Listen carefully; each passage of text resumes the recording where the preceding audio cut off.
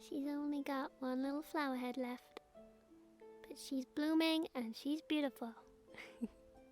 So this is one of my favourite flowers, and she is called Self-Heal, which I just think is one of the most perfect names, because this little plant is an internal healer. Historically, Self-Heal has been used to treat inflammatory bowel disease, colic, internal bleeding, just stomach irritation or throat ulcers and mouth ulcers.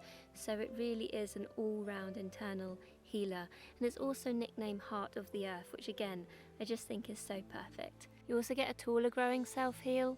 This is a common Self-Heal, so lower growing, and they'll bloom all the way up until around October as well. I started to notice these blooming June, so June all the way through till October. I like to have mine in tea.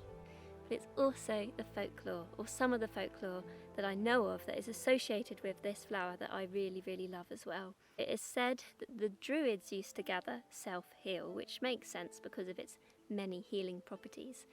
But the way they used to pick or gather this flower was a lot like how they would gather vervain. It was a whole process. So it is said that they would only gather Self-Heal at night, under the light of the moon, the dark phase of the moon, particularly, if possible, when the dog star was rising. Now that was said to be really important.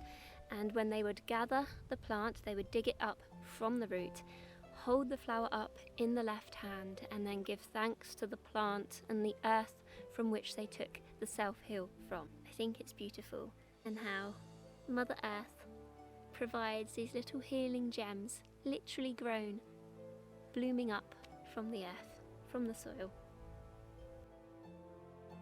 Healing cuppa. It's got an earthy taste, but it's kind of sweet too.